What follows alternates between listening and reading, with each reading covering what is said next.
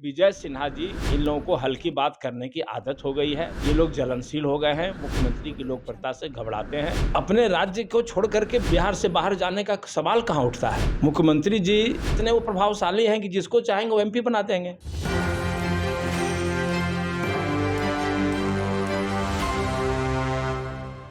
नमस्कार, मैं मनीष और आप देख रहे हैं एक न्यूज़ 24। हमारे साथ मौजूद हैं कांग्रेस के एमएलसी समीर सिंह जी। समीर जी, कयास ये लगाए जा रहे हैं कि बिहार के मुख्यमंत्री नीतीश कुमार सांसद का चुनाव उत्तर प्रदेश के से लड़ेंगे, क्या कहेंगे आप? मुझे इस बात में कोई सच्चाई मालूम नहीं पड़ता है, क्योंकि जिस मुख्यमंत्री ने अभी कुछ वर्षों में जितने भी नेता आए, हम समझते हैं कि नीतीश कुमार जी ने बिहार को पटरी पर लाने का काम किया।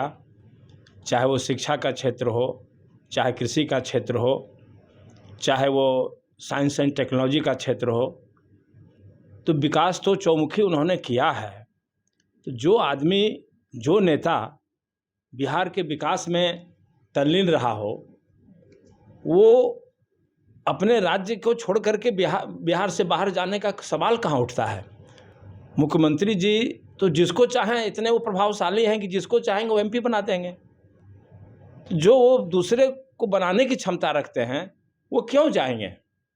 आप पूछ सकते हैं कि तो फिर वो एमएलसी क्यों हो जाते हैं। एमएलसी इसलिए होते हैं कि बहुत ही तेज़ दिमाग के राजनेता हैं। वो समझते हैं कि अगर हम एक विधानसभा या एक लोकसभा हम लड़ने जाएंगे तो सारा समय और हमारा विपक्ष हमको वहीं घेरने का काम करेगा, मेरा समय बर्बाद होगा।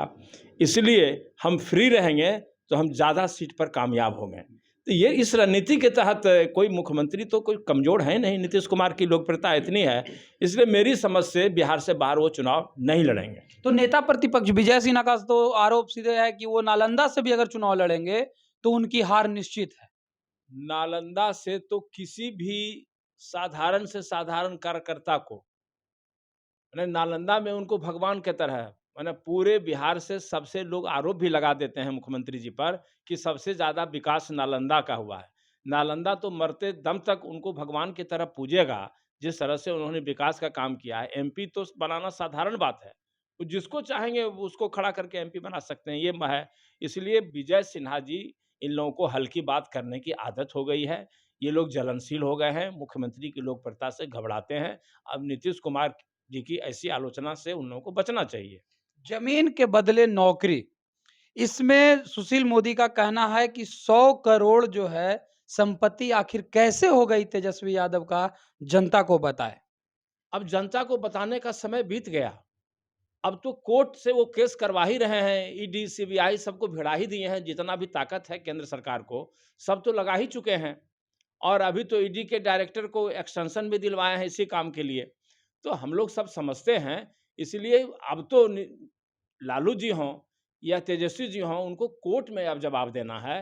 कोर्ट में वो जवाब देंगे, इसकी चिंता वो क्यों कर रहे हैं? तेजस्वी जी जल्दी ही कोर्ट में जवाब देंगे। इसलिए अब वो क्यों सर दर्द वो पाल रहे हैं अपना? क्यों ऊर्जा खर्चा कर रहे हैं? थोड़ा धैर्य से रहें सुशील मोदी जी, सब कुछ सामने आ जाएगा। अगर बात की जाए, बिहार में महागठबंधन की सरकार है, लेकिन अभी भी पूरी तरह से अगर विपक्ष आरोप लगाता है कि तेजस्वी यादव के नियंत्रण में है, लालू यादव के नियंत्रण में है, लेकिन आरजेडी के ही जो मंत्री हैं, चाहे वो चंद्रशेखर जी हों, चाहे आलोक मेहता जी हों, जब से नीतीश जी के द्वारा फटकार लगाया गया है या उनके कार्य को बाधा पहुंचाई गई है, इसके बाद से कार्यालय बंद कर दिए हैं आना। क्या कहेंगे फिर? देखिए, शिक्षा मंत्री चंद्रशेखर जी ऑफिस जा रहे हैं, काम वहाँ शुरू कर चुके हैं वो, कहीं कोई कन्फ्यूजन नहीं है। उसके पहले वो कार्यालय नहीं जाते थे, लेकिन राज्य सरकार का काम तो घर पर कर ही रहे थे। आलोक मेहता जी दिन-रात अपने विभाग में, राजस्व विभाग में काम देख रहे हैं। इसमें कहाँ कोई दो मत है। वो मंत्री को ये आज़ादी है कि वो घर पर बैठ के भी संचिका देख सकते हैं। वो कोई एम्प्लॉयी तो नहीं है कि वो तो यात्रा के दौरान भी संचिका देख सकते हैं।